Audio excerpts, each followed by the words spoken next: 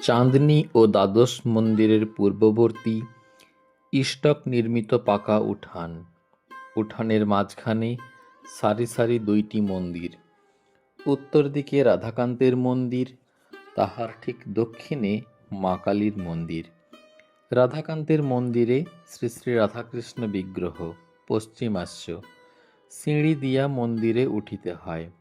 মন্দির তল মর্মর প্রস্তরাবৃত।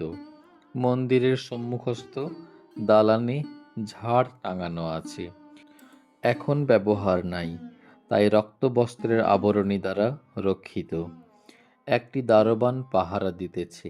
অপরাহ্নে পশ্চিমের রৌদ্রে পাছে ঠাকুরের কষ্ট হয়, তাই ক্যাম্বিসের পর্দার বন্দোবস্ত আছে। দালানের সারি সারি খিলানের ফুকর উহাদের দ্বারা আবৃত হয়। দালানের দক্ষিণ পূর্ব কোণে একটি গঙ্গা জলের জালা। মন্দিরের চৌকাঠের নিকট একটি পাত্রে শ্রী চরণামৃত। ভক্তেরা আসিয়া ঠাকুর প্রণাম করিয়া ওই চরণামৃত লইবেন। মন্দির মধ্যে সিংহাসনারূঢ় শ্রী শ্রী রাধাকৃষ্ণ বিগ্রহ। শ্রীরামকৃষ্ণ এই মন্দিরে পূজারীর কার্যে প্রথম ব্রতী হন 1857-58 খ্রিস্টাব্দে।